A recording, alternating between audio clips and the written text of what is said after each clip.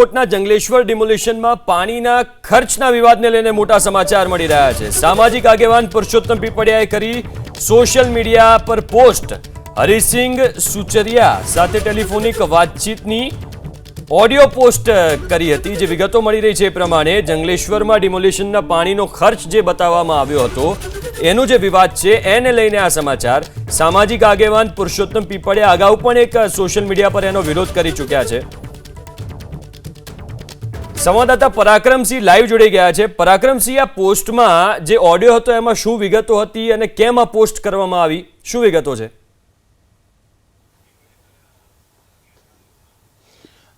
પરસોત્તમભાઈ પીપળિયા આપણી સાથે જે સહકારી આગેવાન ઉપરાંત પાટીદાર સમાજના પણ તેઓ આગેવાન છે। આપણે એમની સાથે સીધા વાત કરીશું। સર, ગઈકાલે તમે એક પોસ્ટ વાયરલ કરી છે અને સમગ્ર રાજ્યની અંદર અત્યારે ચર્ચાઓ જે મહાનગરપાલિકાના જંગલેશ્વર બાદ જે ચર્ચાઓ અને કૌભાંડની વાત થઈ રહી છે, આપ કઈ રીતે પ્રકાશ પાડશો આ બાબતે? સૌથી પહેલા જે બાબત બહાર આવી જંગલેશ્વર ડિમોલેશનના ખર્ચ બાબતની, તે અનુસાર તેઓએ જણાવેલ કે 4600 પ્લેટ અમોએ ત્યાંના ગરીબોને વેચી છે, પણ હકીકતમાં 3 દિવસ ત્યાં હું સતત હાજર હતો, આપને પણ ખબર છે, એક પણ પ્લેટ ગરીબને વેચવામાં આવી નથી। તો આ પ્લેટ કોણ જમી ગયું એ તપાસનો વિષય છે। એટલે ગરીબોના નામે જે ખાયકીઓ થઈ છે તે અમાનવીય છે। ભ્રષ્ટાચાર તો છે જ, પણ જ્યારે મકાન પડી રહ્યા હોય, રો કકરોડ ચાલુ હોય, બધા દુઃખની લાગણી હેઠળ દબાયેલા હોય, ત્યારે આવી ખાયકીઓ કરવી એ અમાનવીય છે। સવાલ પાણીની બોટલનો છે। પાણીની બોટલના ભાવને લઈને ખૂબ વિવાદ થયો છે। પ્રથમ કાજુ કતરી અને ત્યારબાદ પાણીની બોટલો। પાણીની બોટલ તમે ગઈકાલે જે રાજકોટના અગ્રણી વેપારી છે સરદારજી, એમની સાથે વાત કરી, હરિસિંહ સાથે વાત કરી, એને તમને શું કીધું સાહેબ? કેટલાની બોટલ આવે? કેમ કે જે મહાનગરપાલિકાના કોન્ટ્રાક્ટર એવું કહે છે કે 8 રૂપિયાની બોટલ એને આપી હતી અને આ બોટલ 8 રૂપિયાની જ આવે। અમે એ જે બોટલ હતી એ કોર્પોરેશને જે વિતરણ કર્યું એ બોટલ પણ જોઈ છે, અને અમે પાણીની બોટલનું જે વિતરણ કર્યું તે બેની સરખામણી કરો તો કોર્પોરેશનની ચોરસ પ્રકારની બોટલ હતી।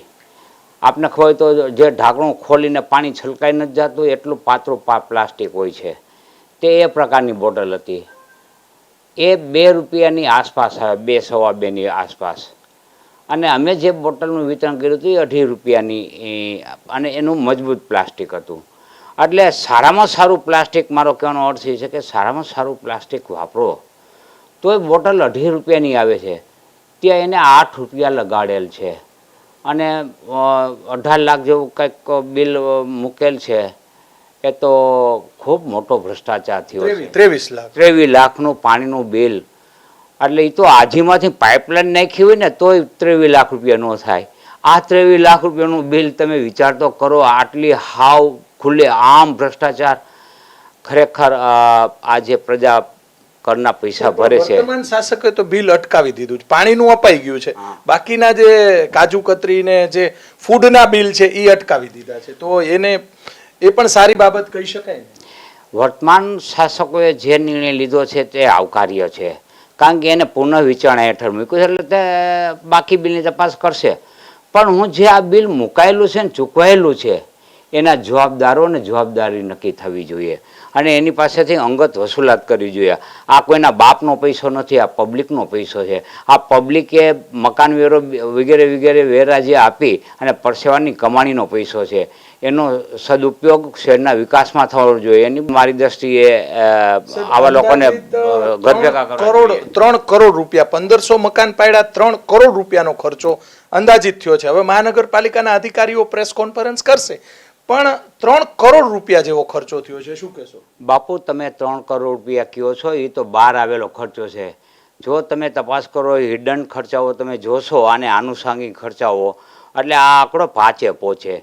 એટલે આ 3 કરોડ છે એ ભ્રામક છે। તમે આખી તપાસ કરાવો ક્યાંકના કોઈ પણ વિભાગમાં બિલ પાડેલા હશે. એટલે મારી દ્રષ્ટિએ આ પણ ભ્રષ્ટાચાર છે. કાયદાના નિષ્ણાંત અને સહકારી આગેવાન તરીકે શું કહેશો? કૌભાંડ થયું છે એ નક્કી છે, નકર મીડિયાને કોઈ બીજો રસ હોય નહીં આમાં. સ્વાભાવિક છે, તમે રાજકોટના મીડિયાને ઓળખો છો અને સાબિત પણ થઈ ગયું છે કે 2 રૂપિયાની 40 પૈસાની બદલે આપણે 3 રૂપિયાની બોટલ ગણી, એ 8 રૂપિયાની આપી છે. બીજા બિલો બનાવવામાં આવ્યા છે, ડ્રોનના અને કેમેરાના બિલ બનાવવામાં આવ્યા છે. સાહેબ, કહેવાનો મતલબ એ છે કે શું તપાસની માંગ કરશો તમે? આના જવાબદાર અધિકારીઓને તાત્કાલિક અસરથી સસ્પેન્ડ કરવા જોઈએ, એને સોકોસ નોટિસ આપી અને એની વિરુદ્ધ ખાતાકીય તપાસ કરવી જોઈએ. અને આવા જવાબદારો જે પબ્લિક મનીનો ગેરઉપયોગ કર્યો છે તેની પાસેથી અંગત વસૂલાત કરવાની કાર્યવાહી કરવી જોઈએ. અને જે કરી શકાય એમ છે કાયદાના માધ્યમથી, એટલે આવા લોકોને સખત નસીહત પહોંચાડવી જોઈએ. મહાનગરપાલિકા નો રૂપિયો પણ બાકી હોય તો ઢોલ વગાડતી આવે છે એના અધિકારીઓ. તો હવે આમાં ઢોલ વગાડવા જોઈએ અધિકારીઓ જે છે જેમને ભ્રષ્ટાચાર કર્યો છે અથવા ખોટું કર્યું છે. તપાસ કરી, આપણે એમ નથી કહેતા અત્યારે, તપાસ કરી જો જવાબદાર ઠરે તો એને ઢોલ વગાડીને કાઢવા જોઈએ, એવું માનો છો તમે? સાહેબ, આને ઢોલ વગાડીને કાઢવા જોઈએ નહીં, ઢોલમાં મારીને કાઢવા જોઈએ. આવા લોકોને બેસાડી શકાય કોઈ દિવસ પબ્લિક મની ઉપર? આ લોકો જે રીતે ભ્રષ્ટાચાર આચરી રહ્યા છે એને આમાં બેસાડી શકાય નહીં. કોર્પોરેશનમાંથી હાંકી કાઢવા જોઈએ. હું તો કહું છું કમિશનરની પણ આમાં બેદરકારી છે અને આ બધું કેવી રીતે એની નજર હેઠળ ચાલે એ પણ તપાસનો વિષય છે. બરોબર. શાસકો વિનુભાઈ ગવા સહિતના અગ્રણીઓએ સવાલો પણ કર્યા છે. ખુદ ભાજપના વિપક્ષ કે તો એનું કદાચ લોકો રાજકીય માને, પણ ખુદ શાસક પક્ષના નેતાઓએ આક્ષેપ કર્યા છે. મેં જ ઇન્ટરવ્યુ કર્યું છે, એને સનસનીખેજ આક્ષેપો કર્યા છે. બાપુ, ખાલી શાસકોએ આક્ષેપો કર્યા એવું નથી, અનેક એનજીઓ છે. તમે એનજીઓના ઇન્ટરવ્યુ લઈ લ્યો કે આમાં કેટલો ભ્રષ્ટાચાર છે, એટલે તમને આખી બાબત ખુલ્લી પડી જશે. બોલબાલાવાળા છે, બોલબાલાવાળા છે, SS વાળા ભાવનગરના છે, ત્યાંના જે લોકોએ કામ કર્યા છે. સાહેબ, બધા એનજીઓએ કામ કર્યું છે. ફૂડ પેકેટ જે આપવામાં આવે છે એ ફૂડ પેકેટ 50 રૂપિયાથી વધુ હોઈ શકે નહીં, પણ આમને 150-150 રૂપિયા, અને એ પણ ક્વોન્ટિટી વધારે, ભાવ તો વધારે છે પણ ક્વોન્ટિટીમાં વધારો કરીને મસ્ત મોટું કૌભાંડ, આવડું કૌભાંડ કરે અને જેને કહેવાય ને ભેંસ કરતાં ભાઠું મોટું. એટલે જે વપરાયા છે નાણાં એના કરતાં ખાધાનું પ્રમાણ મોટું છે. બાપુ, ભેંસ કરતાં ભાઠું મોટું ને ભેંસ મારીને વાદરી કરી, હા એ કહેવાય. બરાબર. એટલે આ તો ગજબ કહેવાય. તો હવે સાહેબ તપાસ શું થવી જોઈએ કાયદાકીય રીતે? મેં કીધું આની ઉપર જે શિસ્તના નિયમો હેઠળ પગલાઓ લેવા જોઈએ અને આને ઘર ભેગા કરવા જોઈએ. ચોક્કસથી રાજકોટ નો કોઈ પણ પ્રશ્ન હોય